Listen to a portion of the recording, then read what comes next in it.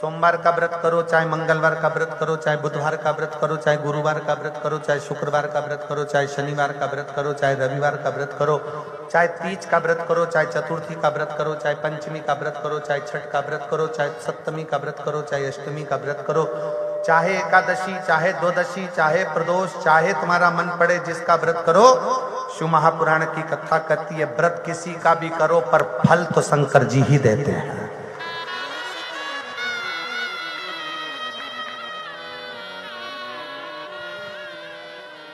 व्रत किसी भी देवता का करो पर फल देने का निर्णय शिव को ही करना पड़ेगा।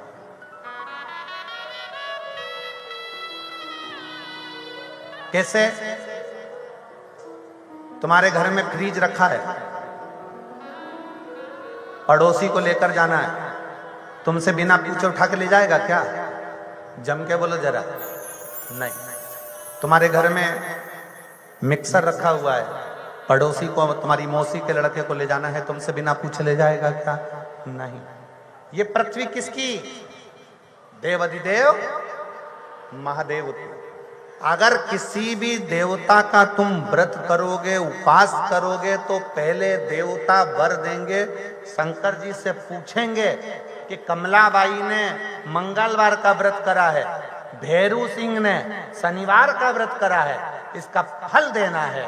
शंकर भगवान कहेंगे ये मुझे भी एक लोटा जल और बड़े प्रेम से सत्यवाई जीवन जीता है, इसको केवल एक व्रत का फल नहीं, व्रत भले एक करे पर फल 4 व्रत का दे उसको।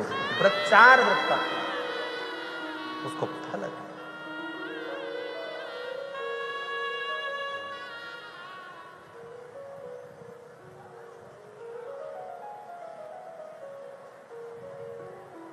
किसी को भी जब अश्वपति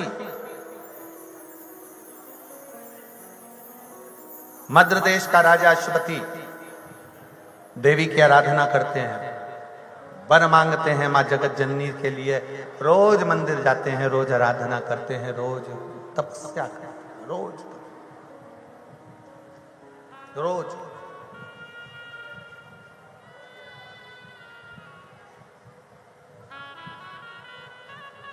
और मेरा मेरी बहनों से, मेरा मेरी जीजियों से,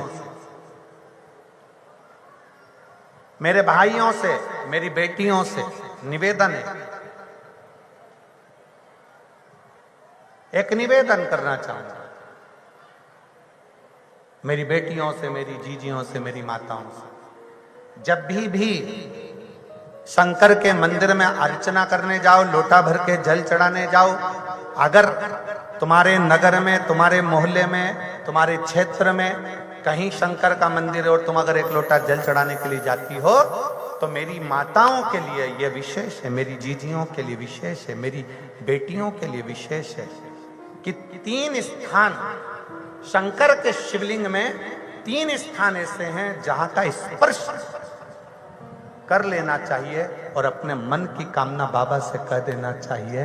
तो कहते हैं वो नारी को जिंदगी में कभी दुख नहीं झेलना पड़ता है।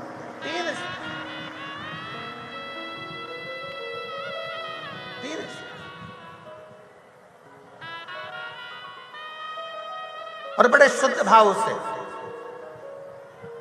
बड़े श्रेष्ठ भाव से समझिएगा जरा। ये शिवलिंग है, यह जलाधारी है, ये उसका जल जाने वाला स्थान। इधर कार्तिकेय, गणेश कार्तिकेय का स्थान, बीच में अशोक सुंदरी का स्थान, ये माता पार्वती जी का हस्त कमल, ये भगवान शंकर का शिवलिंग। शिवलिंग के ऊपर जो एक एक बूंद पानी टपकता है कलश में से, वो शंकर जी की 5 लड़कियां, जया, विषहारा, शामली बारी, दौतली, देव। 3 स्थान मेरी जीजियों के लिए, मेरी बेटियों के लिए, मेरी माताओं के लिए। पहला, भगवान शंकर का जल जहां से गिरता है उस स्थान पर अपने हस्त कमल को लगाना। दूसरा, जो माता का कटी भाग, माता का हाथ, जो माता का सुंदर हस्त कमल है, उस हस्त कमल पर स्पर्श करना। और तीसरा, जहां से जल बहता है उसके ठीक विपरीत भाग में, उसके ठीक विपरीत भाग में जो माता पार्वती जी का हस्त कमल है, जहां जल बहता है उसके ठीक विपरीत भाग में उस स्थान का स्पर्श करना। अगर ये 3 स्थान ऐसे हैं, आप शिव जी के मंदिर में जा रहे हैं, भगवान शंकर के मंदिर में जाकर जल चढ़ा रहे हैं, शिव की अर्चना कर रहे हैं, तो 3 स्थान पर मात्र स्पर्श मात्र कर लेने पर, अपनी कामना कह देने पर स्त्री को कभी जिंदगी में दुख नहीं झेलना पड़ता। और कितना भी फिर एक प्रैक्टिकल, फिर एक प्रयास करो।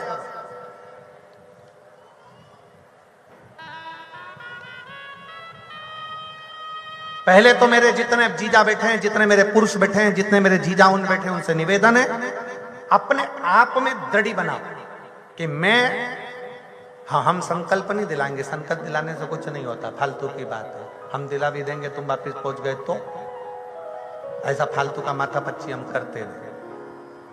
आप अपने मन से दृढ़ बनाओ कि मैं अपने बच्चों के लिए, अपनी पत्नी, अपने बेटों और अपने माँ बाप की इज्जत के लिए और अपने घर के बेटों को मुझे डॉक्टर बनाना है, इंजीनियर बनाना है, मुझे मेरे बेटे को कलेक्टर बनाना है। अपने बच्चों की जिंदगी बनाने के लिए आज से मैं मदिरा नहीं पीऊंगा, मैं दारू नहीं पीऊंगा, मैं नशा नहीं करूंगा। अपने घर के बच्चों को, अपने घर एक संकल्प अपने भीतर आप स्वयं लीजिए। हम नहीं दिलाएंगे, हम ये फालतू काम, क्योंकि हमें मालूम है हम संकल्प दिला देंगे, तुम नहीं छोड़े तो बद्दुआ हमें लगे, क्या मतलब फालतू। तुम सोचो ना, घर किसका? तुम्हारा। बच्चे किसके? तुम्हारे। पत्नी किसकी? तुम्हारी। माता पिता किसके? तुम्हारे। तो सोचना किसको? तुमको। हम क्या सोचेंगे? तुम स्वयं सोचो, तुम स्वयं विचार करो। और इसमें मेरी जीजियों का साथ चाहिए, इसमें मेरी जीजियों का साथ चाहिए। एक दुर्वा, ये 3 स्थान पर स्पर्श कराना। एक दुर्वा 3 स्थान पर स्पर्श कराना। और अवधूतेश्वर महादेव का नाम लेकर वो दुर्वा एक पानी की कटोरी में डाल देगी। अवधूतेश्वर महादेव का नाम लेकर उस दुर्वा का दूसरे दिन विसर्जन कर दीजिए। और वो कटोरी का जल किसी भी तरह से नशा करने वाले व्यक्ति को रोज रोज थोड़ा थोड़ा रखकर, एक दुर्वा 3 स्थान पर स्पर्श कराकर रखकर उसका पान कराना प्रारंभ करिए। और पुरुष अपने अंदर संकल्प ले कि आज के बाद मैं नहीं पीऊंगा, वो जल पीना प्रारंभ कर दे। धीरे धीरे मदिरा का नशा छूट जाता है। एक दुर्वा, क्या बोलते हो उधर महाराष्ट्र में?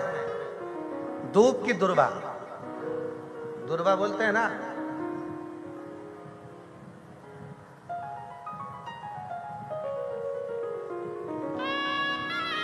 तो हम चांगला बोले ना, हम ठीक बोले ना, तो दुर्वा। एक दुर्वा 3 स्थान, फिर समझेंगे जहां से जल बहता है वहां आप बैठे हो वहां, और इसी जल भाग के ठीक पीछे का स्थान जो देवी का स्थान, ये पूर्ण स्थान मेरी माता का है, पूर्ण स्थान। और बीच में जो स्थान है वह सुख सुंदरी का। इधर षडान कार्तिक गणेश जी का स्थान निश्चित है, इधर गणेश उधर कार्तिक। एक दुर्वा, और उसमें सबसे मेन मेरे जीजाओं का संकल्प अपने भीतर से कि मैं मदिरा का त्याग, किसी दूसरे के लिए नहीं। आप मदिरा छोड़ो, किसी दूसरे के लिए नहीं, अपने खुद के लिए। मेरे बेटे को मुझे आगे बढ़ाना, मुझे मेरे बेटे को प्रबल बनाना। ऐसा कौन सा काम है जो जिंदगी में तुम नहीं कर सकते? नशा तुमने पकड़ा है तो छोड़ भी तुम ही सकते हो, दुनिया में कोई नहीं छोड़ सकता। कौन? हम तो बाबा के भरोसे चलते हैं, हम तो बाबा के भरोसे चलते हैं। एक अश्वपति राजा ने मां जगत जननी से वर मांगा।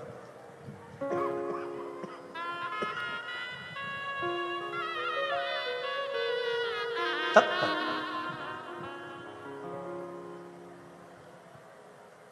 उस समय पर मां जगत जननी बैठी हुई थी। सावित्री उनसे मिलने के लिए,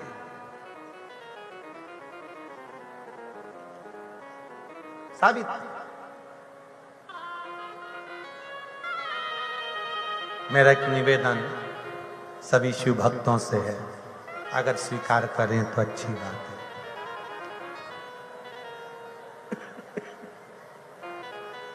जो अंदर बैठे हैं वो छांव में बैठे हैं, पर जितने अंदर बैठे हो ना, इससे 10 गुने हाईवे रोड पर और पूरे ग्राउंड में बैठे हैं, इससे 10 गुना। मेरा निवेदन है, जो मेरी बहनें, जो मेरे बेटा बेटियां, जीजा जीजियां अंदर पानी की बोतल बांट रहे हैं, उनसे निवेदन है, जो धूप में सवेरे से छाता ले लेकर बैठे हैं पानी की बोतल, उनको दीजिए। लाखों की संख्या में आप लोग आए हो। कोई कह रहा था गुरुजी ग्राउंड बहुत बड़ा है, पर आज वो ग्राउंड को भी लग रहा होगा कि मैं छोटा पड़ गया, आज उसको भी लग रहा होगा। लाखों की संख्या में आए हो, हाईवे रोड पर भी आप लोग बैठे हुए हो, इतनी भीड़, इतना संख्या में पहुंचे हो। मेरा निवेदन है, और जिन जिन मेरी बहनों के पास में चादर हो, जो पीछे की ओर बैठे हो, अपनी चादरों से अपनी छांव कर कर आप लोग अवश्य बैठे, क्योंकि भीड़ बहुत ज्यादा है और धूप भी बहुत है, बहुत।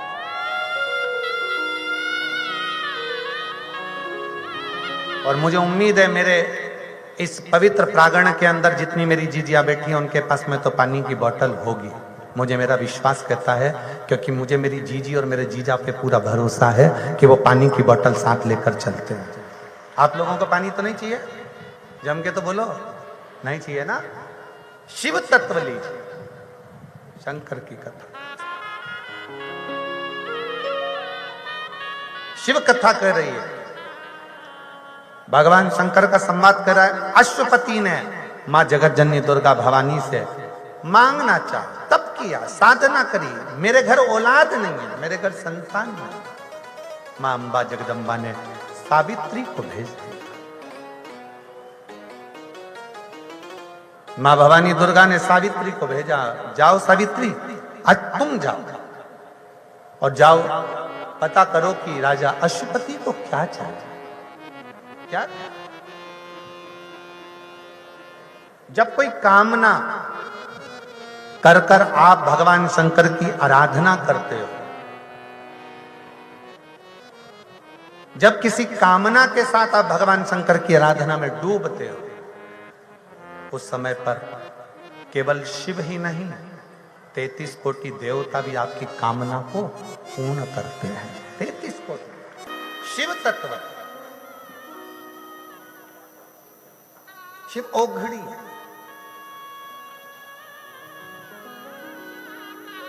अश्वपति ने,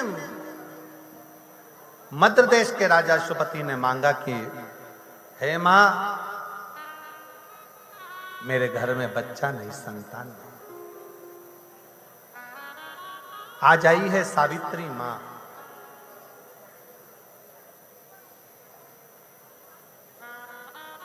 मां जगत जननी ने भेजा, अश्वपति मैं सावित्री हूं, मुझे जगत जननी जगदम्बा ने भेजा। मां, मैं तो नहीं जानता, पर इतना जानता हूं कि मेरी दृष्टि में सारी मां एक ही है। मैं केवल इतना जानता हूं कि मेरी दृष्टि में जितनी मां है, जितनी माताएं, सब एक है। मां, मुझे संतान चाहिए, पुत्र चाहिए। सावित्री माता ने कहा कि राजा अश्वपति, तुम्हारे घर में पुत्र का सुख नहीं है। मैं तुम्हें बेटा नहीं दे सकता, मैं तुम्हें बेटा नहीं दे सकता। तुम्हारे घर में पुत्र का सुख। मां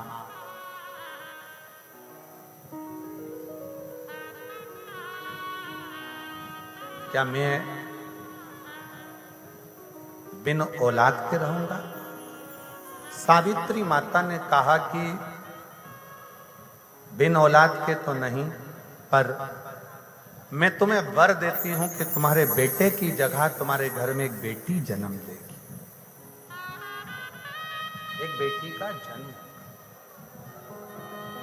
और मेरी जीजियों, मेरे जीजाओं, मेरी बेटियों, मेरी माताओं, मेरे भाई, अपने अंदर एक बात उतार कर रखना, अपने भीतर ये बात को उतार लेना,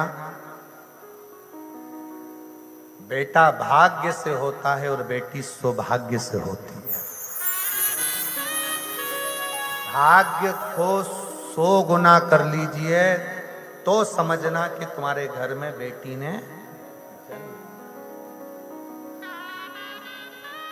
बेटी ने जन्म।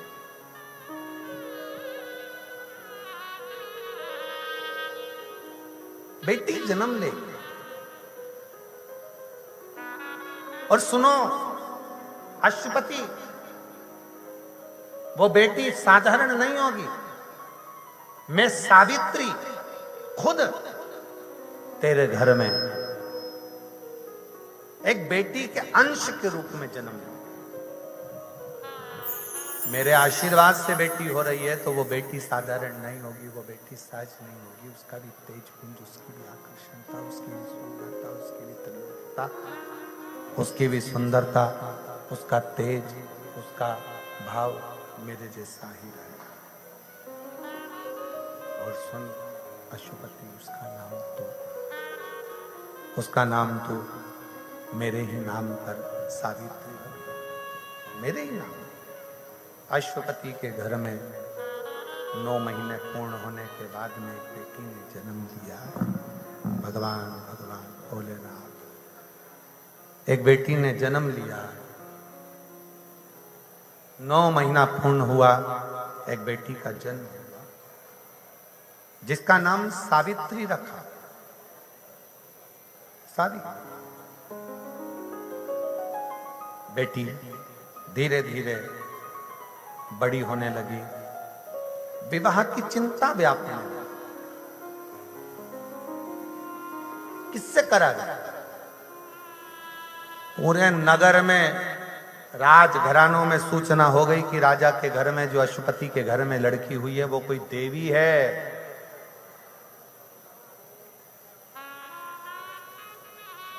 विवाह के लिए कोई प्रस्ताव नहीं आया। राजा अपनी लड़की को लेकर वन में चला गया कि कोई अच्छा वर मिले, उसके साथ बेटी का विवाह कर दो, कोई अच्छा वर। ढूंढते ढूंढते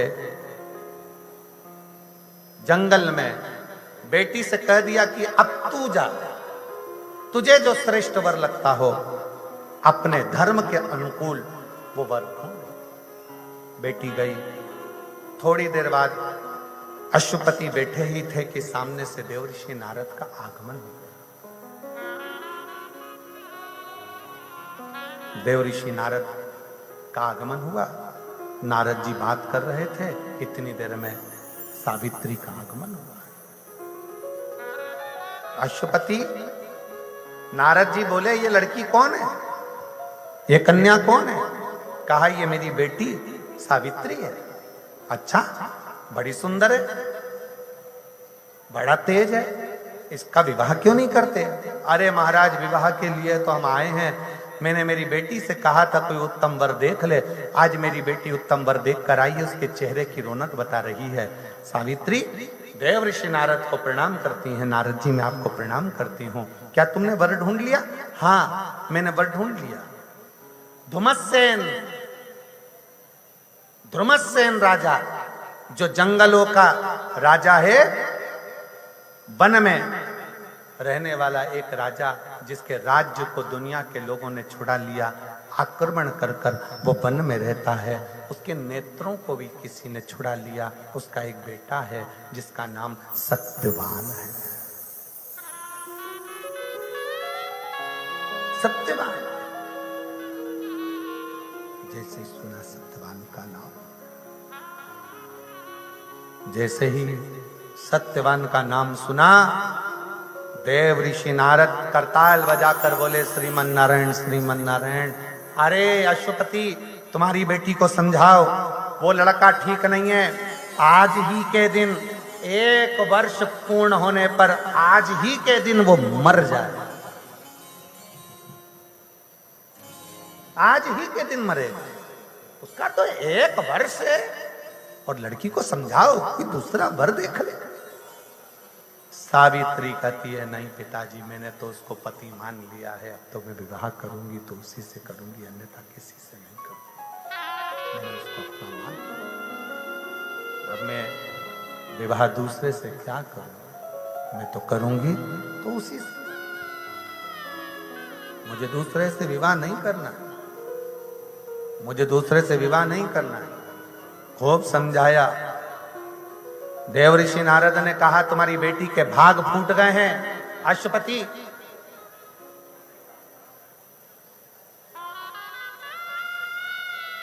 जो आंखों देखे मक्खी खा रही है, उसको मालूम है कि मरने वाला है 1 वर्ष में, क्यों शादी करना? नहीं।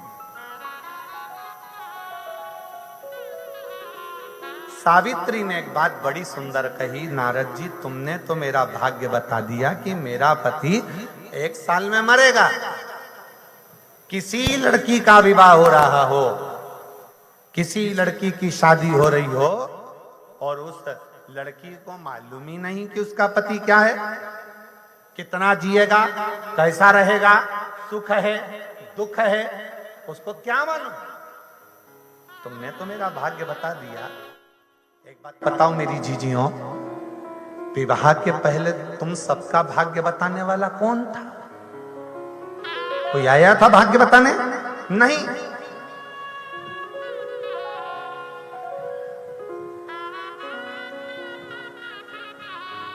नारद जी तुमने मेरा भाग्य बता दिया, पर मेरे संसार की इतनी स्त्रियां हैं, इतनी नारियां हैं, इतनी बेटियां हैं, इनका भाग्य कौन बताएगा?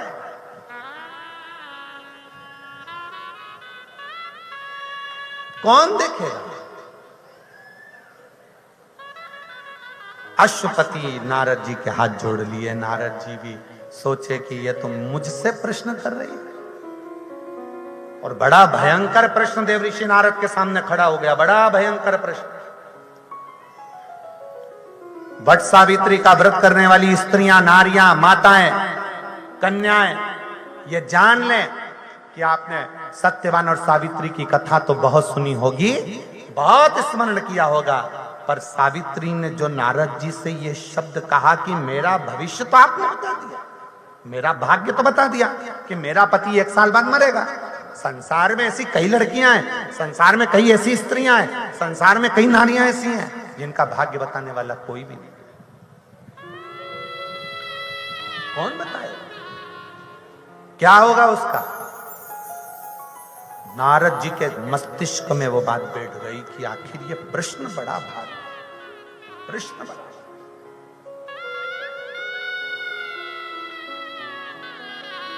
एक महिला बैठी है यहाँ पर, जिसके शरीर में सोरायसिस की बीमारी कई सालों से, पूरे शरीर की खाल निकलती थी। ऐसा कोई डॉक्टर नहीं जिससे उसने इलाज ना करवाया। आखिरी में दवाई खाते खाते सालों निकल गए, सालों। तब एक मंदिर में जल चढ़ाने वाली एक स्त्री से सामने वो बैठी थी और कोई लेडीज जल का लोटा लेकर जा रही। श्री शिवाय नमस्तुभ्यं, श्री शिवाय नमस्तुभ्यं, श्री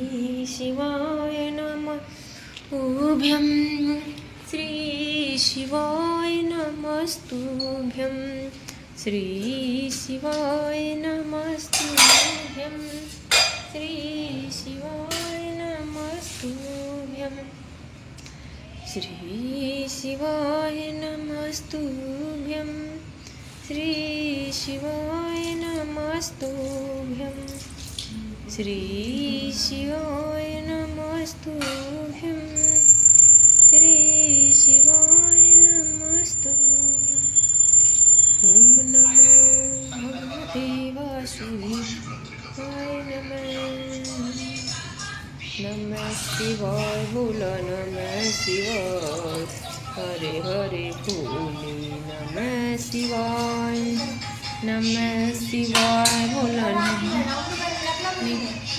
शिवाय, हरे हरे भोले नमः शिवाय। नमः शिवाय बोलो नमः शिवाय, हरे हरे भोले नमः वही शिवाय। इस प्रश्न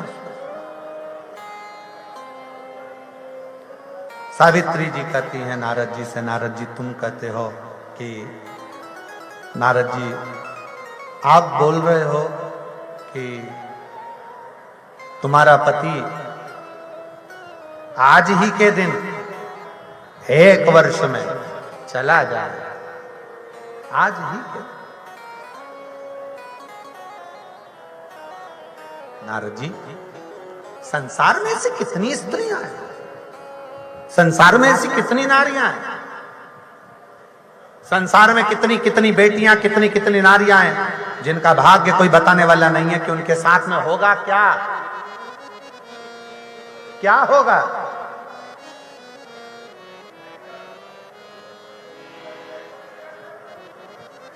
कोई बताने वाला, कोई।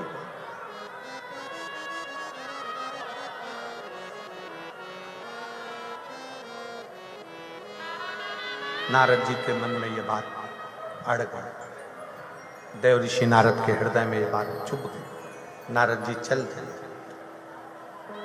अश्वपति ने बेटी सावित्री का विवाह सत्यवान के साथ कर दिया।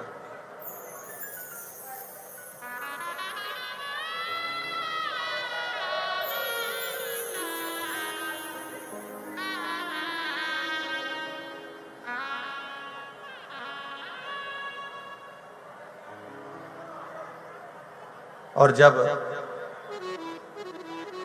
सत्यवान के साथ में विवाह हुआ और सावित्री के मन में यह बात अड़ी रही कि मेरा पति 1 वर्ष में जाएगा, 1 वर्ष दिन निकलते गए निकलते गए निकलते गए निकलते गए। एक दिन सावित्री ने अपने ससुर से पूछा, ध्रुमसेन से,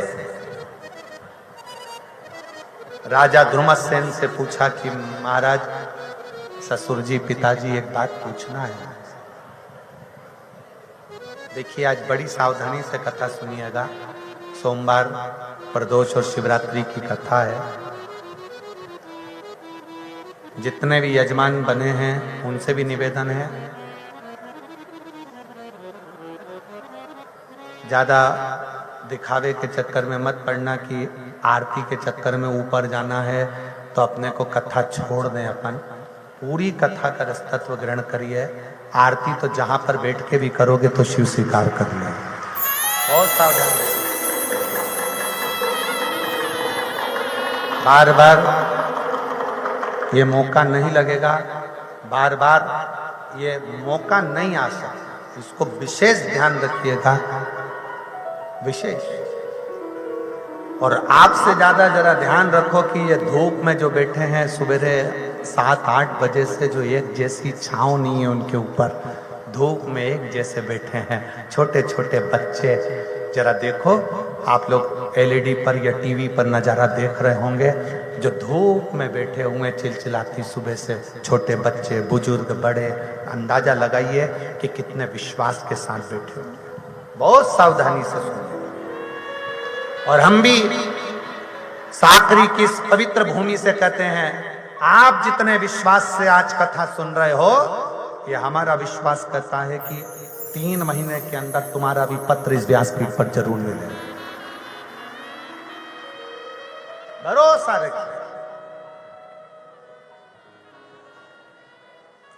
सावित्री के मन में प्रश्न उठा। सावित्री ने एक प्रश्न नारद जी से कर दिया और सावित्री ने दूसरा प्रश्न अपने ससुर से कर दिया, धुमसेन से। सावित्री ने दूसरा प्रश्न धुमसेन से किया, पिताजी मेरे मन में एक संशय। क्या संशय?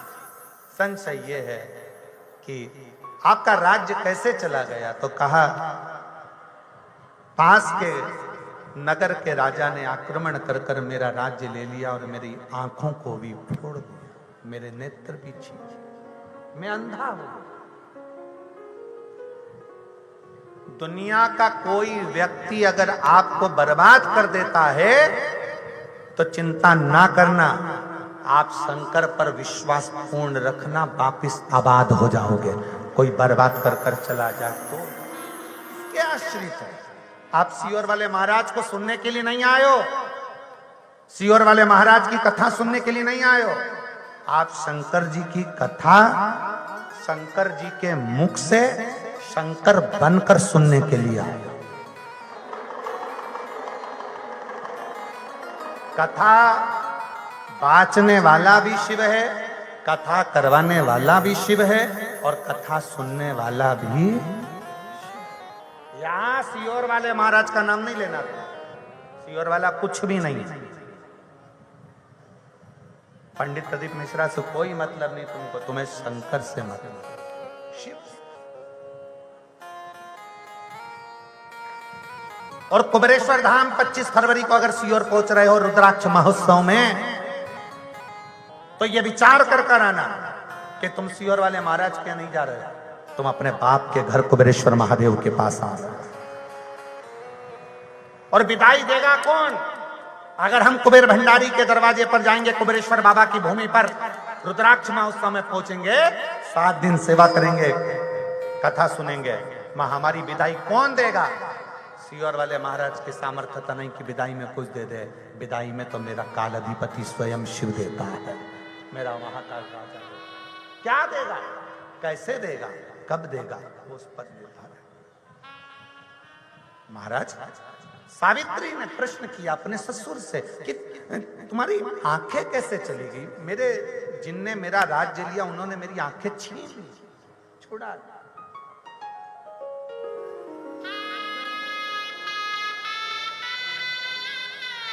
महाराज प्रदोष और शिवरात्रि का दिन बड़े प्रेम से बाबा से अपने मन के भाव कहिए, दिल से प्रार्थना करिए, जहाँ जगह मिले वहाँ बैठकर बाबा को अपने भाव जरूर कहिए।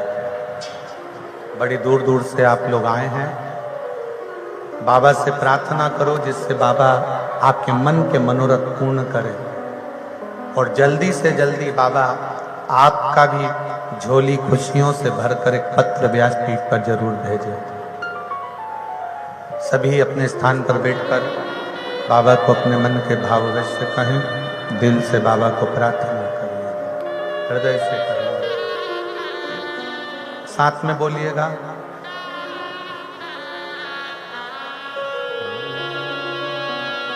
श्री शिवाय नमस्तुभ्यं, श्री शिवाय नमस्तुभ्यं, श्री शिवाय नमस्तुभ्यं, श्री शिवाय नमस्तुभ्यं, श्री शिवाय नमस्तुभ्यं। भोला सब दुख काटो मारा, हो भोला सब दुख काटो मारा। शिव शंकर जपो तेरी माला, भोले बाबा जपो तेरी माला। भोला सब सुख काटो मारा, ओ भोला सब दुख काटो मारा। देश जय मंगल मंगलकारी, वेश जय मंगल मंगलकारी। शमशान वासी हमारा शमशान निवासी हमारा ओ भोला, सब दुख काटो हमारा। ओ भोला, सब दुख काटो हमारा।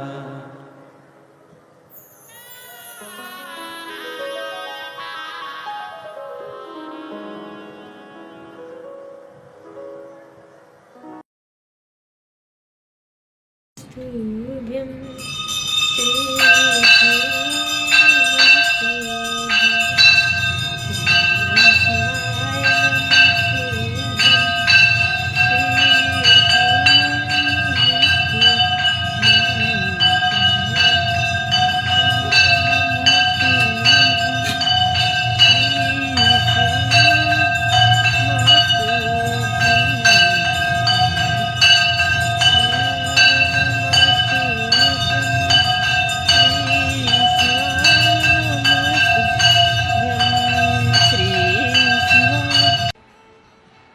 मेरे भोले बाबा, जैसे आपने गंगा को अपने मस्तक पर रखा है, मेरे भोले बाबा, जैसे आपने गंगा को मस्तक पर रखा, पार्वती को बाजू में रखा, अपने साथ में रखा, सारी पवित्र नदियां कर रही हैं। हम नहीं जाना चाहते, हमको भी विदाई लेकर यहां से जाना नहीं है मेरे भोले बाबा, हमको भी आपके साथ रहना है। तो शंकर भगवान ने जितनी पवित्र नदियां थीं उन सब नदियों को कह दिया, अगर तुम जाना नहीं चाहती हो मत जाओ। मेरा शिवलिंग जहां पर विराजमान होगा, समझिएगा जरा, देखकर समझिएगा, ये जलाधारी है और ये जलाधारी और यहां से पानी बहता है, ठीक है। ये शिवलिंग है। शंकर भगवान ने कहा पवित्र नदियों से कि तुम कह रही हो कि हमें जाना नहीं है, हमें अपने साथ में रखो। तो शंकर भगवान ने उनको वर दे दिया, मेरे शिवलिंग के ऊपर भाग से लेकर नीचे के भाग तक जो स्थान है, उस स्थान पर सभी पृथ्वी की जितनी नदियां हैं उन सब का स्थान मेरे उस शिवलिंग के भाग पर विराजमान रहे, पवित्र नदियां। अब कई लोग कहते हैं गुरुजी शंकर जी पे जल चढ़ाकर पीने से बीमारियां चली जा रही है, शंकर जी पे जल चढ़ाकर आचमन करने से गठान गल जा रही है, ऐसा कैसे हो सकता है? उसका कारण केवल इतना है, जब हम शंकर भगवान पे जल चढ़ाते हैं, गंगा, यमुना, सरस्वती, कावेरी, नर्मदा, सब जल चढ़ाते से पूरी नदियों का जल उस जल में आ जाता है। पार्वती जी का हस्त कमल, जया, विषहरा, शामली, दौतली, सबका जल उसमें मिल जाता है। अशोक सुंदरी और गणेश कार्तिकेय का जल उसमें प्राप्त हो जाता है। और जब हम जल का पान करते हैं तो हमारा रोग धीरे धीरे समाप्त हो जाता है। उस जल की पवित्रता का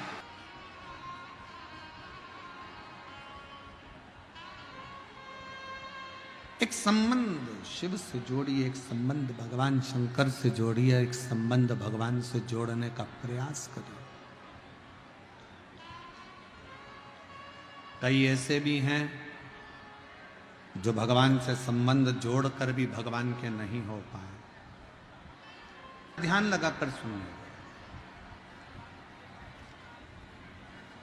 2 बार भगवान शंकर ने नेत्र बंद करे और दोनों बार भगवान शंकर के नेत्र बंद करने से कुछ ना कुछ प्रकट हुआ। एक बार नेत्र बंद करा मेरे भगवान शंकर ने तो नयन के अश्रु से रुद्राक्ष प्रकट हुआ। क्या प्रकट हुआ? जम के बोलो जरा, रुद्राक्ष। दूसरी बार नेत्र बंद करे मेरे भगवान शंकर ने तो एक बालक ने जन्म लिया। जिस बालक ने अपनी आंखें नहीं खोली रोता रहा।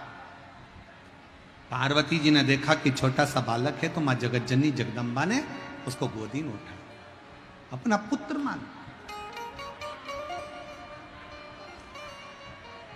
मां दुर्गा भवानी ने, मां जगतजननी जगदम्बा ने उसको अपना पुत्र मानकर उसको गोदी में उठा लिया, गोदी। और पार्वती जी ने देखा कि ये नेत्रों से देख नहीं रहा।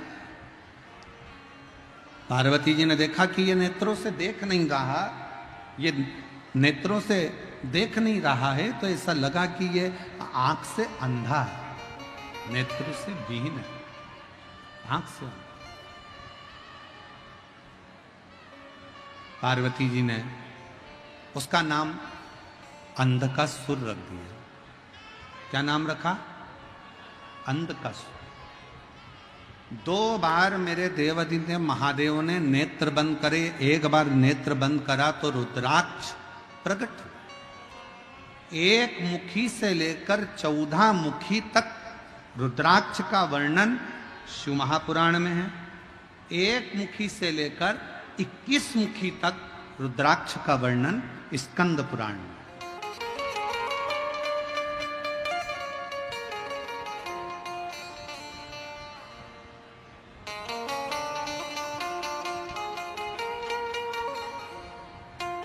अब उस रुद्राक्ष में ऐसा क्या है?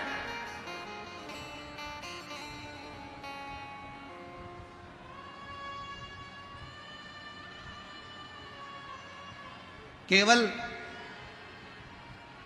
जिस रुद्राक्ष को हम सीहोर से लेकर आते हैं, कुबरेश्वर बाबा के धाम से लेकर आते हैं, तांबे के कलश में उसको गलाते हैं और पानी को शंकर जी पे चढ़ाकर उसका आचमन करते हैं। जिसके शरीर पर रोग होता है, तकलीफ होती है, कमर में, घुटने में या शरीर में कहीं ना कहीं दर्द होता है, तो वो गले में धारण करते हैं। स्त्री हो, पुरुष हो, बेटी हो, बेटा हो, सब रुद्राक्ष को धारण कर सकते हैं। सब। एक तुलसी और एक रुद्राक्ष कभी अपवित्र नहीं होते, कभी अपवित्र नहीं होते। कई लोग कह देते हैं रुद्राक्ष को शमशान में चले गया, अपवित्र हो गया। कई लोगों ने कह दिया रुद्राक्ष वहां चले गया, अपवित्र हो गया। तुलसी की माला अपवित्र हो गई, तुलसी अपवित्र हो गई। तुलसी और रुद्राक्ष कभी अपवित्र नहीं होते। तुलसी और रुद्राक्ष तो जो अपवित्र है उसको भी छू ले तो पवित्र कर देते हैं, उसको भी पवित्र कर देते।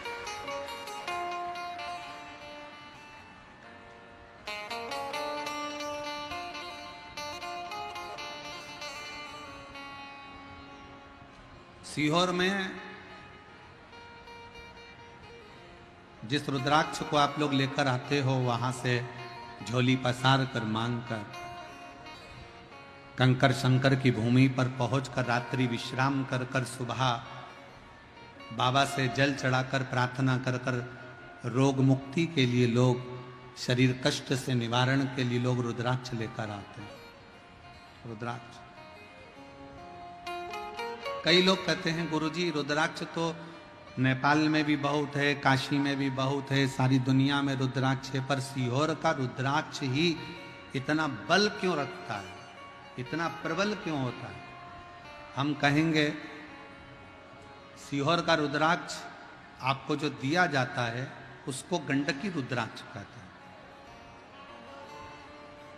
जब बाबा धाम में वो पहुंचता है, कुबरेश्वर धाम में, उस रुद्राक्ष के 1 मुखी से लेकर 21 मुखी तक जो मंत्र शिव महापुराण की कथा में, स्कंद पुराण में जो वर्णन किए जाते हैं, उन मंत्रों के द्वारा उन रुद्राक्षों को शिवरात्रि के समय पर जो रुद्राक्ष महोत्सव होता है, उस समय पर उसको बाबा के उन मंत्रों को अभिजीत कराया जाता है, अभिमंत्रित किया जाता है।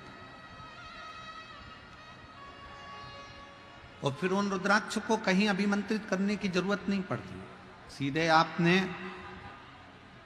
कुबरेश्वर धाम से लेकर निकले और वहीं से आप उसका प्रयोग करना प्रारंभ कर सकते हो, वहीं से उसको धारण कर सकते, करना चाहिए। 2 बार भगवान ने नेत्र बंद करे, 1 बार बंद करे भगवान ने नेत्र तो रुद्राक्ष उत्पन्न हुआ, दूसरी बार भगवान ने नेत्र बंद करे तो अंधकासुर उत्पन्न हुआ।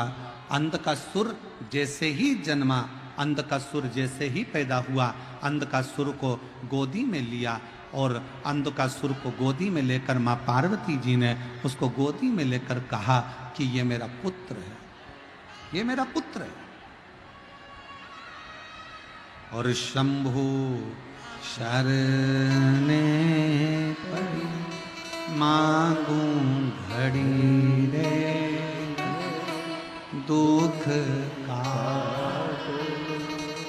दया करीन दर्शन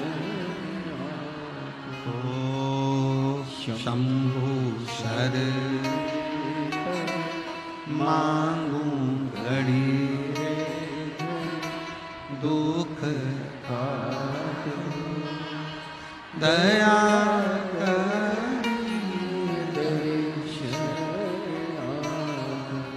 पार्वती जी गोदी में लेकर उसको एक पुत्र का भाव देने लगे।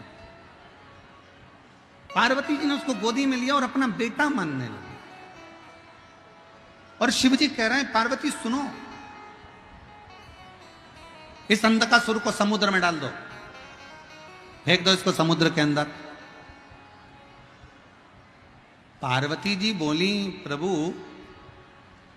आपके नेत्र बंद करने से रुद्राक्ष का पौधा उत्पन्न हुआ, रुद्राक्ष उत्पन्न हुआ, उसको तुमने अपने गले में धारण कर लिया। रुद्राक्ष का पौधा उत्पन्न हुआ, रुद्राक्ष उत्पन्न हुआ तो तुमने उसको अपने गले में धारण कर लिया।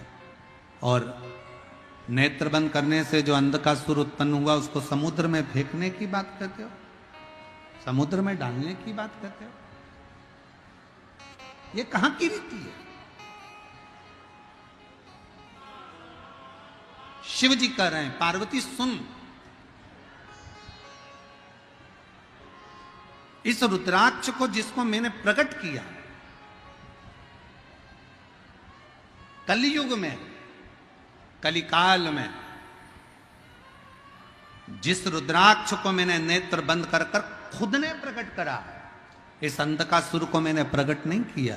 ये अंधकासुर तो तुमने आंखों पर हाथ रखा, नेत्र मेरे बंद करे, अपने हाथों से जब तुमने नेत्र बंद करे तब जाकर जो बालक प्रकटा वो अंधकासुर हुआ। इसको मैंने प्रकट नहीं करा है। जब किसी व्यक्ति के नेत्र दबाए जाते हैं तो उसमें से आंसू निकलना प्रारंभ हो जाते हैं। बहुत देर तक नेत्र को जब दबा कर रखोगे, बहुत तेज दबाओगे तो आंख में से आंसू निकलेगा। वो आंसू आंखों से रोया हुआ आंसू नहीं है, वो आंसू आंखों से खुशी का आंसू नहीं है, वो आंसू तो उसको कष्ट मिला तो निकला। भगवान शंकर कहते हैं मैंने रुद्राक्ष को स्वयं अपने अश्रु से, खुशी के अश्रु से, प्रेम के अश्रु से अपना पुत्र मानकर उसको प्रकट किया है जो जनमानस का कल्याण करेगा, जो पूरे जगत का, पूरे जनमानस का कल्याण करेगा, पूरे जगत का कल्याण करेगा। वासु पूरे जगत का कल्याण करने वाला है। वह रुद्राक्ष पूरे जगत का कल्याण करने वाला है। और ये अंधकासुर जो पैदा हुआ है, ये अंधकासुर जगत का कल्याण नहीं करेगा, जगत को कष्ट देगा। और केवल जगत को कष्ट नहीं देगा, अपने मां बाप को भी कष्ट देगा।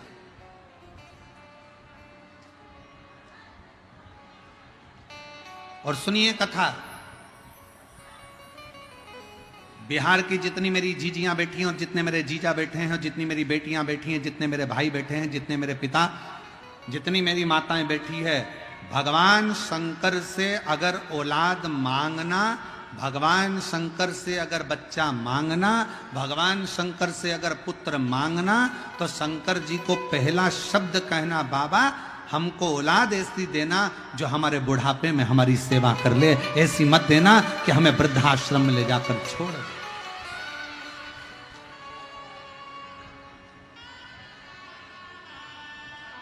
ऐसी औलाद नहीं चाहिए।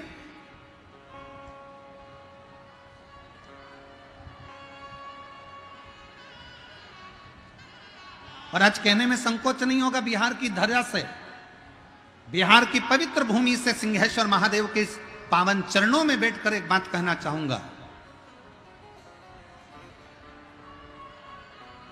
कहीं तुम्हें दान देने की जरूरत नहीं है। अगर तुम अपने मां बाप को पेट भरकर भोजन करा रहे हो और उनकी सेवा कर रहे हो तो कहीं दान देने की जरूरत नहीं। कहीं दान देने की जरूरत नहीं। अगर आप अपने माँ बाप का पेट भर रहे हो, माँ बाप को अच्छे से रख रहे हो, अपने बुजुर्ग माँ बाप की सेवा कर रहे हो, उनको दवाई दिला रहे हो, उनकी बुढ़ापे में अगर आप सेवा कर रहे हो तो समझ लेना तुम्हें कहीं दान देने की जरूरत नहीं है। तुम अपने माँ बाप के चरणों में सेवा में उस दान को लगाओ, अपने माता पिता के सेवा में लगाओ।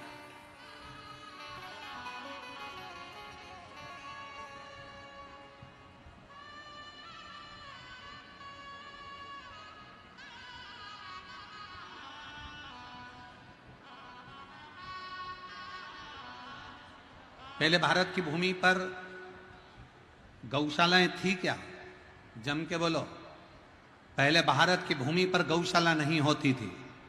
घर घर में गाय होती थी, घर घर में गौ माता की सेवा होती थी, घर घर में गौ माता का पूजन होता था, घर घर में गौ माता की सेवा होती थी। गौशाला की जरूरत नहीं पड़ती थी। गौशाला बनी, ये भारत की भूमि पर श्रेष्ठता नहीं है।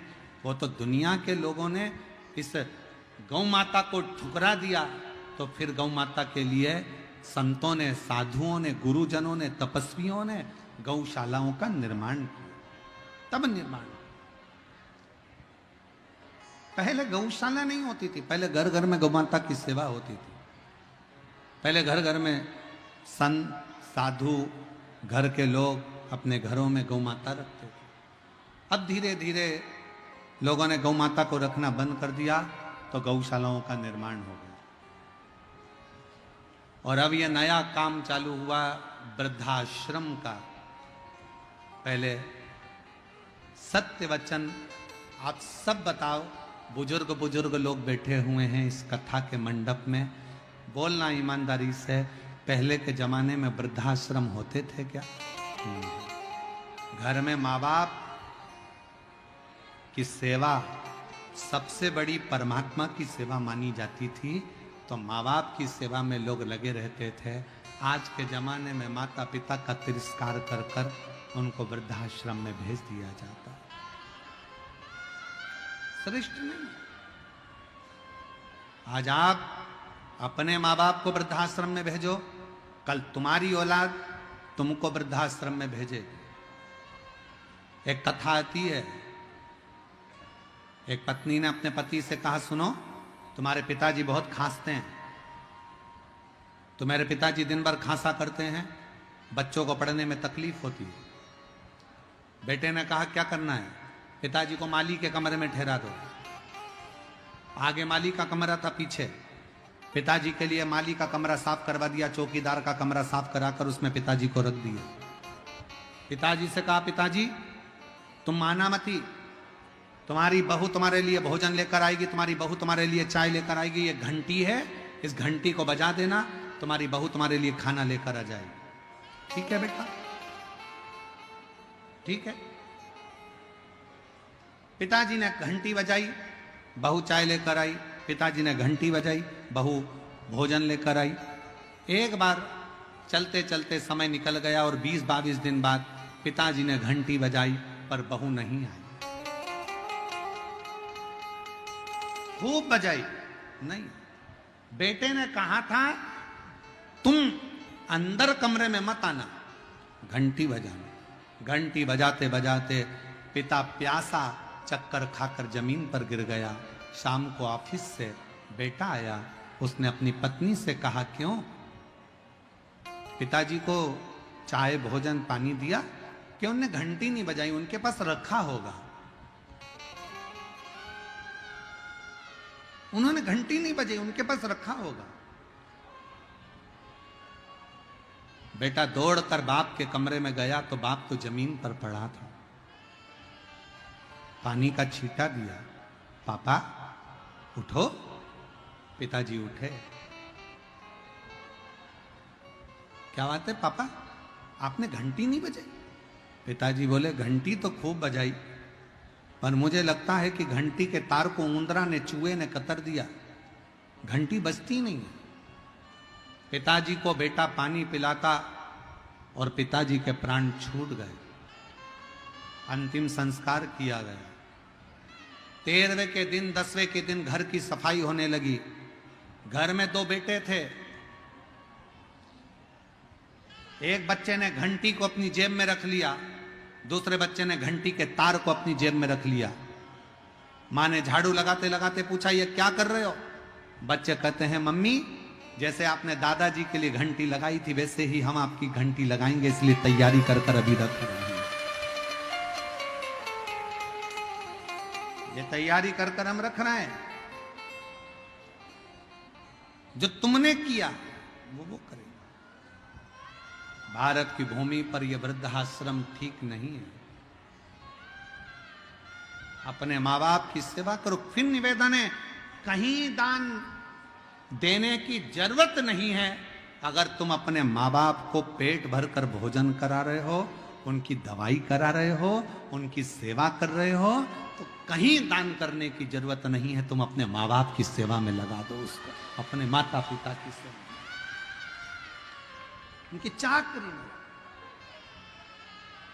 कुछ अच्छा कर लो अपनी जिंदगी में कुछ। और मत बुरे कर्म कर बंदे, वरना पछताएगा।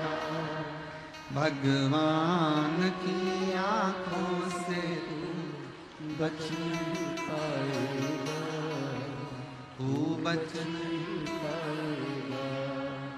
अरे ओ अज्ञानी मत करना गानी, अरे ओ अज्ञानी मत करना गानी। तेरे कर्म का फल भी तू ही पाएगा, जैसा किया तूने तेरे आगे आएगा। मत बुरे कर्म कर बंदे, वरना पछताएगा। भगवान की आंखों से तू बच नहीं पाएगा, तू बच नहीं पाएगा। अरे ओ अज्ञानी मत करना। शिव जी कह रहे हैं, पार्वती ऐसा पुत्र नहीं चाहिए जो संसार को कष्ट दे, ऐसा पुत्र नहीं चाहिए जो माँ बाप को कष्ट दे। भगवान से अगर संतान मांगना, भगवान से अगर औलाद मांगना तो कहकर मांगना, भगवान ऐसी संतान देना जो हमारे बुढ़ापे में हमारी सेवा करे और संसार में आकर कुछ अच्छा कर्म कर कर अपने जीवन को आनंदित करे, श्रेष्ठ कर्म।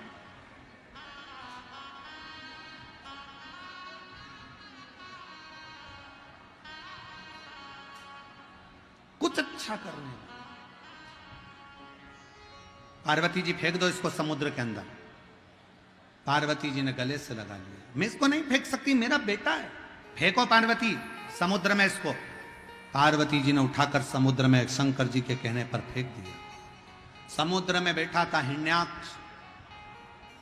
उस अंधकासुर को हिरण्याक्ष ने उठा लिया, पालन पोषण करने लगा। अंधकासुर जब बड़ा हुआ तो उसने हिरण्याक्ष से पूछा कि मेरे माता पिता कौन है। हिरण्याक्ष ने कहा, तुम्हारा माँ बाप कोई भी नहीं है, केवल मैं तुम्हारा पिता हूं। समय आया, श्रीमद् भागवत में वर्णन आता है, हिरण्याक्ष ने पृथ्वी को जल में डुबो दिया था। भगवान ने वराह रूप धारण कर कर पृथ्वी को जल में से निकाला था और हिरण्याक्ष का वध करा था। हिरण्याक्ष मर गए। अंधकासुर को लगा मेरे पिता का वध किसने किया है? देवताओं ने। अंधकासुर ने देवताओं से द्वेष करना प्रारंभ कर दिया। त्राही माम, चारों तरफ त्राही त्राही त्राही करने लगा। जो यज्ञ करता अंधकासुर उस यज्ञ को समाप्त कर देता। जहां अनुष्ठान होता अंधकासुर उस अनुष्ठान को बंद करवा देता। अंधकासुर ने उपद्रव मचाना जो प्रारंभ करा, उपद्रव मचाते मचाते ब्रह्मा जी की समाधि में तपस्या में लीन हो गया। ब्रह्मा जी ने पूछा, मांग तुझे क्या चाहिए? अंधकासुर कहता है, मेरे प्राण कभी ना जाए, मैं मरूं ना।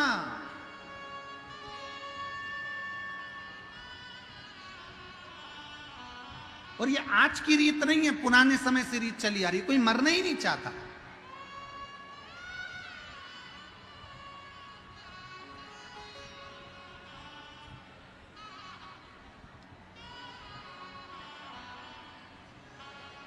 एक बार जो पृथ्वी पर आ जाता है ना, वो मन में सोच लेता है मैं नहीं मरूं तो अच्छा है, और आनंद आनंद।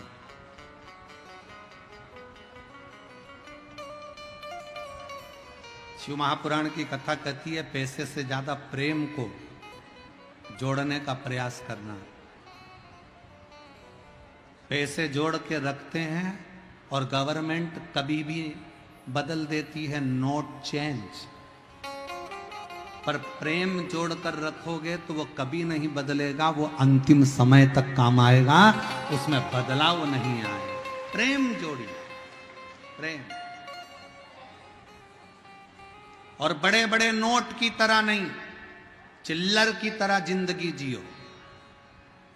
बड़ा नोट कभी भी बदल सकता है, पर चिल्लर कभी नहीं बदलती। बड़ा नोट जेब में किसी किसी के होता है, पर चिल्लर सब्जी वाले से लेकर कबाड़े वाले तक, कबाड़े वाले से लेकर सोने चांदी वाले तक, सोने चांदी वाले से लेकर हीरे पन्ने वाले तक के पास में चिल्लर होती है।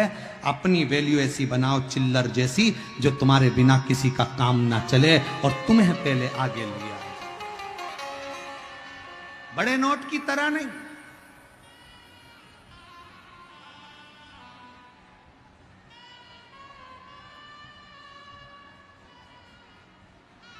चिल्लर जैसा स्वभाव, सहजता।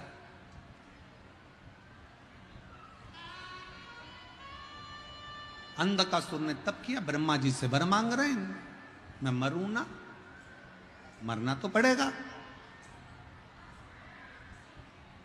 कितना ही प्रयास करो, कितनी भी बादाम खा लो तो भी मरोगे, एसी के कमरे में सो लो तो भी मरोगे, डनलप के गद्दे पे सोओगे तो भी मरोगे।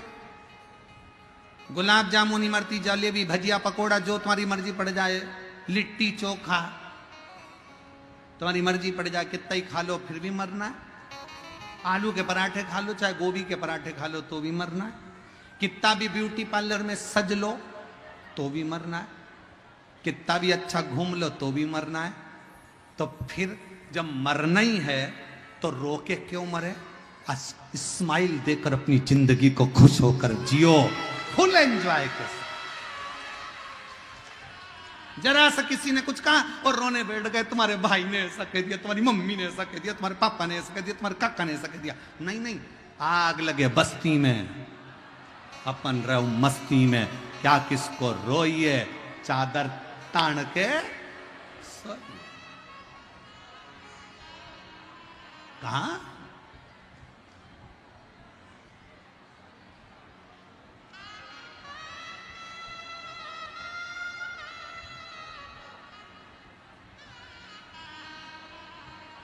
और जब बस उसके आश्रित होकर जब रावण को सोने की लंका दे सकता है, भस्मासुर को कंकण दे सकता है, तो सबको दे सकता है,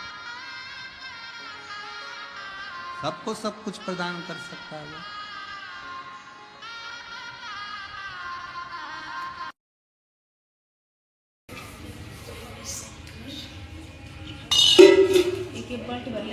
आपको जहां जगह मिले वहां बैठकर बाबा को दिल से प्रार्थना करना, निवेदन करना।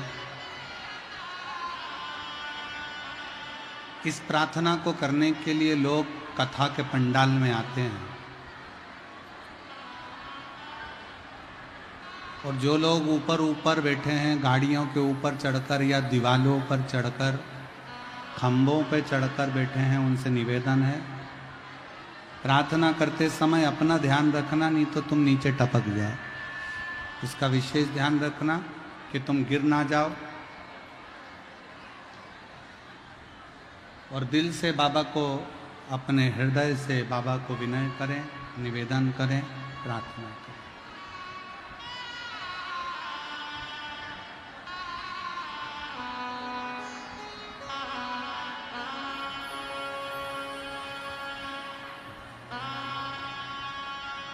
श्री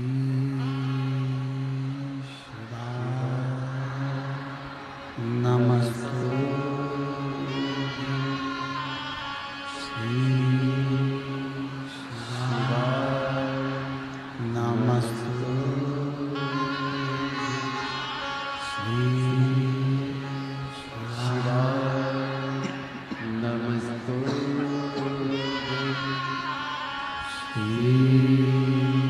शिवाय नमस्तु श्री शिवाय नमस्तु श्री शिवाय नमस्तु श्री शिवाय नमस्तु भोला सब दुख काटो ओ भोला सब दुख काटो शिव शंकर जपो तेरी माला भोले बाबा जपो तेरी माला भोला सब दुख काटो ओ भोला सब दुख काटो वेश मंगल वेश है मंगल शमशान वासी शमशान वासी ओ भोला सब दुख काटो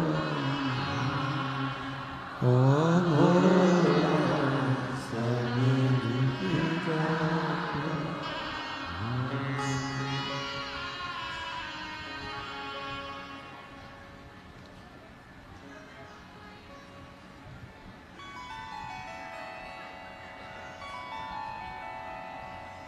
बाबा देवादिदेव महादेव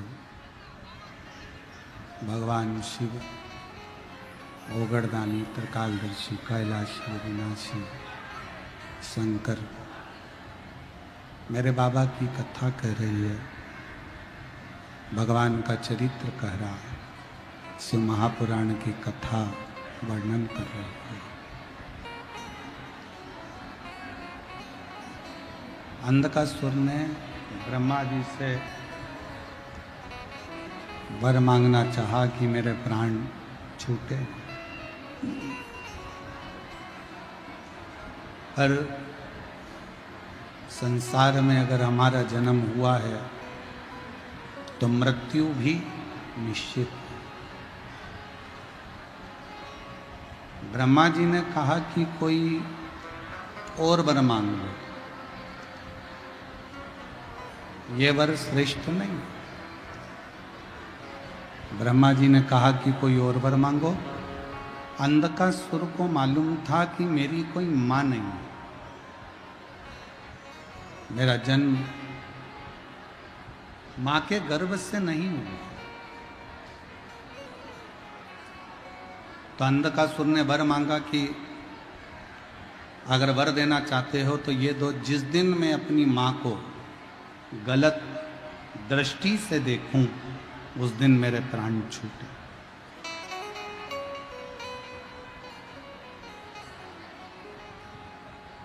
जिस दिन मैं अपनी माता को गलत दृष्टि से देखूं उस दिन मेरे प्राण छूटे। तथास्तु। अब अंधकासुर को यह समझ लेना था कि अगर ब्रह्मा जी ने तथास्तु कहा है तो मतलब मेरी कहीं ना कहीं तो मां जरूर होगी, मेरी माता तो कहीं ना कहीं है।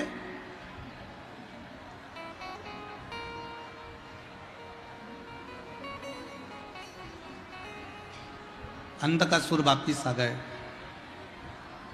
शिव महापुराण की कथा कहती है, सिंहासन पर बैठकर अंधकासुर ने अपने सैनिकों को बुलाया, गुप्तचरों को बुलाकर कहा कि मुझे विवाह करना है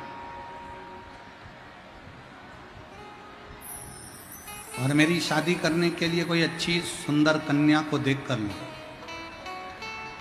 एक गुप्तचर ने कहा, जो बड़ी सुंदर कन्या थी, बड़ी अच्छी थी, हिमालय राज की बेटी पार्वती, उसको तो शंकर ले गए, उसका विवाह तो शिव जी से हो गया। अंधकासुर हंसकर बोला, तो क्या हुआ, उस पार्वती को मैं अपना बनाऊंगा। अब इसको यह नहीं मालूम कि जब तेरा जन्म हुआ तो पार्वती जी ने गोदी में लेकर तुझे पुत्र कहा था, पुत्र का वात्सल्य दिया।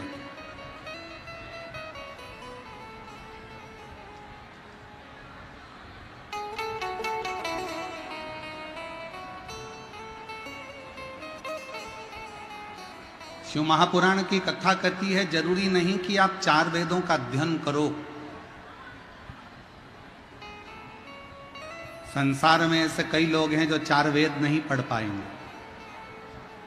अगर 4 वेदों का अध्ययन ना कर पाओ तो शिव महापुराण की कथा कहती है, 4 बातों को अपने अंदर उतार लो तो 4 वेद के अध्ययन का लाभ आपको मिलने लगेगा।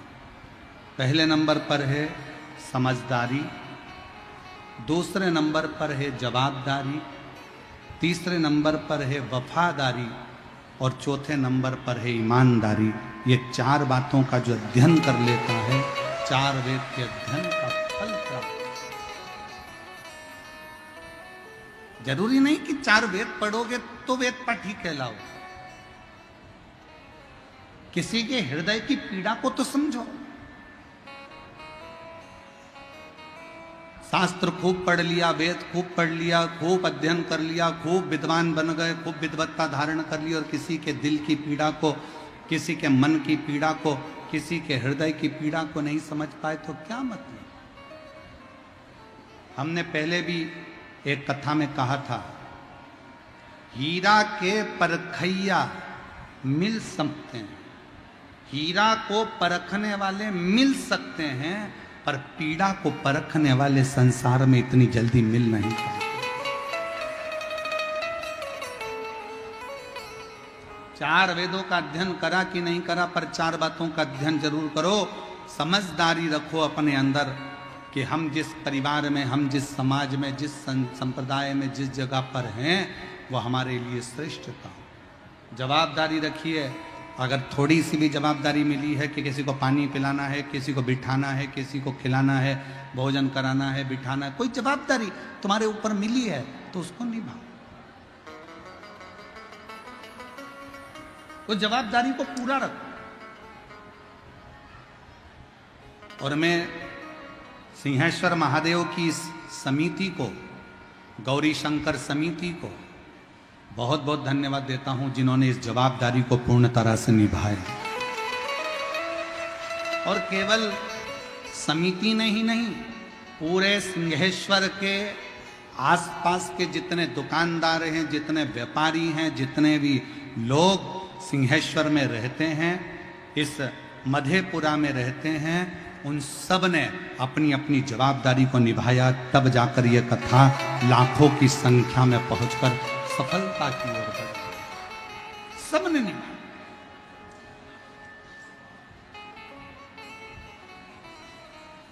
एक एक व्यक्ति ने इस कथा में अपनी जान झोंकी, अपना दिल लगा। 4 चीजों का स्मरण रहे, समझदारी, जवाबदारी, वफादारी और चौथे नंबर पर है ईमानदारी। इन 4 चीजों को जिसने अपने जीवन में उतार लिया, समझ लो चारों वेद तुमने पढ़ लिए और अपने जीवन को सार्थक किया।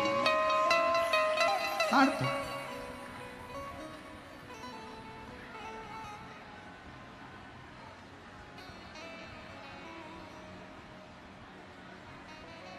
अंधकासुर इन चारों बातों को नहीं समझ पाया और अंधकासुर अपने दूतों से कहता है कि जो सबसे सुंदर, तो सबसे सुंदर जो नारी है वो पार्वती जी को तो शिव जी ले गए, उसको मैं अपना बनाऊंगा। अंधकासुर चले शंकर जी के दरवाजे पर, कैलाश पर जैसे ही अंधकासुर पहुंचे तो पार्वती मैया बाहर आकर खड़ी हुई थी और जो पार्वती जी ने अंधकासुर को देखा तो उनको देखते ही समझ गई कि ये तो मेरे शंकर का पुत्र है, ये मेरा बेटा है, ये मेरा पुत्र है। कितनी वात्सल्यता करुणा एक मां में होती है, ध्यान रखिए। एक मां में कितनी करुणा होती है। जब पिता दुकान से आता है, जब बाप ऑफिस से आता है, पिता जब ऑफिस से आता है, एक व्यक्ति जब अपने ऑफिस से आता है तो बच्चे अपने बाप का थैला देखते हैं, बैग देखते हैं, उसके हाथ देखते हैं कि पापा क्या लेकर आए।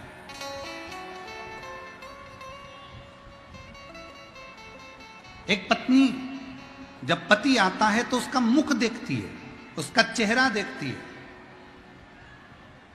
और एक मां जब बेटा घर आता है तो ना हाथ देखती है ना चेहरा देखती है, मां उसका पेट देखती है, इसने कुछ खाया कि नहीं खाया, इसने कुछ खाया कि ना। इसीलिए तो उसको अन्नपूर्णा कहा जाता है। काशी में बैठी है अन्नपूर्णा महारानी, शंकर भगवान स्वयं, शिव स्वयं कहते हैं पार्वती से, पार्वती तुम्हारा एक नाम अन्नपूर्णा है, तुम्हारा एक नाम अन्नपूर्णा। तुम जगत का पालन करने वाली, जगत का पोषण करने वाली, जगत का पालन पोषण करने वाली तुम हो। पार्वती जी कहती हैं मैं भले अन्नपूर्णा हूं पर पेट भरने वाले तो आप ही हो।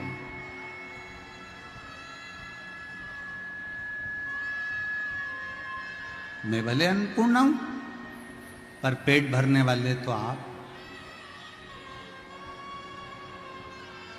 पार्वती जी के हृदय में ये बात अड़ गई और पार्वती जी ने विचार करा कि मैं भी जरा परख कर देखूं कि पेट मैं भर रही हूं कि शंकर जी भर रहे हैं।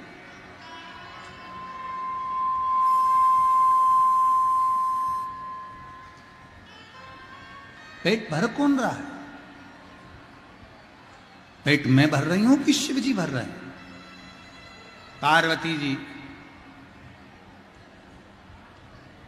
लक्ष्मी जी और ब्रह्माणी तीनों एक जगह पर इकट्ठी हुई, एकत्रित तीनों। आज लक्ष्मी जी ने, सरस्वती जी ने, ब्रह्माणी जी ने और पार्वती जी ने एक डिब्बी में एक चींटी को उठाकर डिब्बी में बंद कर दिया। एक चींटी को डिब्बी में बंद करा और भोजन करने के लिए बैठ गए। ब्रह्मा जी को ब्रह्माणी ने भोजन कराया, ब्रह्मा जी ने पेट भरकर भोजन किया। नारायण भगवान भोजन करे और लक्ष्मी जी ने भोजन कराया तो नारायण ने भोजन किया।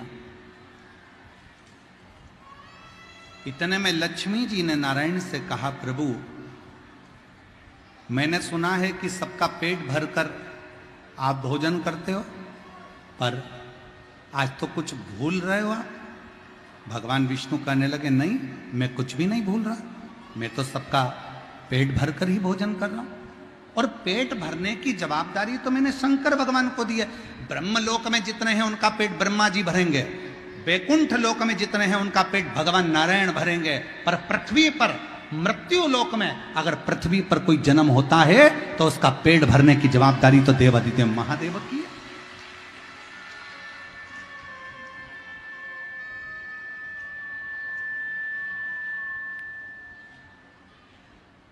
पेट तो वो भरेगा, पेट भरने की जवाबदारी तो स्वयं शिव की है, स्वयं शंकर की है। चलो मेरे साथ। लक्ष्मी जी ने भगवान विष्णु को लिया साथ में, भगवान विष्णु लक्ष्मी को लेकर सीधे शंकर जी के पास पहुंच गए। शंकर जी भोजन कर रहे थे, शिव जी भोजन कर रहे थे, और भोजन करते करते इतने में भगवान नारायण ने आकर जैसे ही प्रणाम किया, देखा तो पूछा क्या बात है, आज भगवान विष्णु और यहां कैसे कैसे? भगवान विष्णु ने कहा, प्रभु मेरे मन का एक संशय, हमारे बीच में त्रिदंडी स्वामी श्री श्री 1008 शिव कथा कर रही है, भगवान शंकर का संवाद कर रहे हैं, शिव महापुराण की कथा कर रहे हैं। प्रभु आपने भोजन कर लिया? भगवान विष्णु ने भगवान शंकर जी से कहा, आपने भोजन कर लिया? भोजन? हां। प्रभु आप भोजन कर लिए? हां। लक्ष्मी जी तो कह रही हैं कि कोई भूखा रह गया, सरस्वती जी कह रही हैं कोई भूखा रह गया। पार्वती जी से पूछा शंकर भगवान ने, क्या बात है? पार्वती जी बोली, हां प्रभु आज तो कोई भूखा रह गया और आपने भोजन कर लिया। शंकर भगवान कहते हैं, पार्वती ऐसा हो नहीं सकता कि कोई भूखा रह जाए और मैं भोजन कर लूं। मैं पृथ्वी का देव अधिदेव महादेव हूं, मुझे लोग विश्वनाथ कहते हैं, सबका पालन करने वाला। मेरे होते हुए दुनिया में कोई अनाथ नहीं हो सकता, इसलिए मेरा नाम विश्वनाथ। विश्वनाथ प्रभु। पार्वती जी हंसकर बोली, एक चींटी डब्बी में भूखी है। शंकर भगवान बोले, हो ही नहीं सकता। डब्बी खोल कर दिखाया। शिव जी कहने लगे, पार्वती तुम तीनों देवियां जब डब्बी में चींटी को भर रही थी ना, तुम्हारे माथे पर लगा हुआ कंकु और चावल डब्बी के अंदर गिर गया था, वो चींटी ने पेट भरकर खा लिया था। उस समय तो भूखी नहीं है, वो भूखी नहीं है, उनका पेट भरा गया। पेट, वो भूखे नहीं है।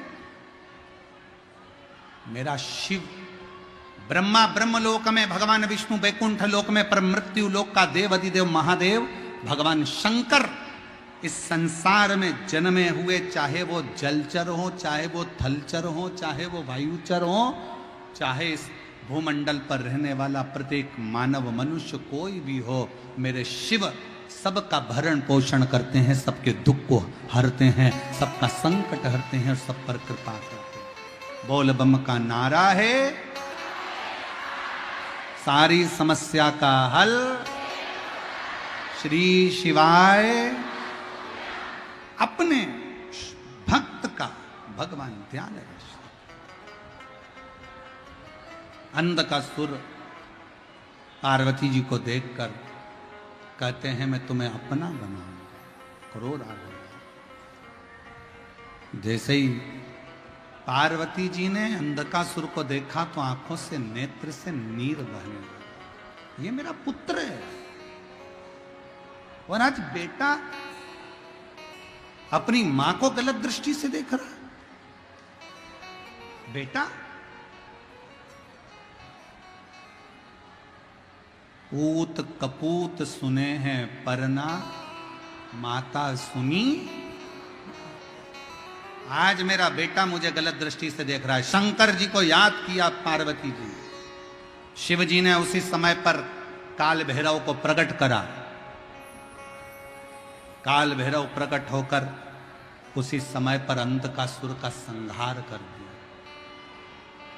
प्राण छूटे। वर था, जिस दिन मैं अपनी माता को गलत दृष्टि से देखूंगा उस दिन मेरे प्राण छूटेंगे, और आज इसने गलती करी, मां को गलत दृष्टि से देखा।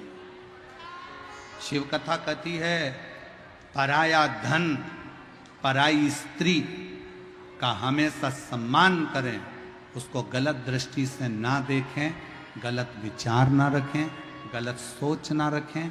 जब हम अच्छी सोच रखेंगे, अच्छा विचार रखेंगे, तो शिव हम पर कृपा जरूर करें।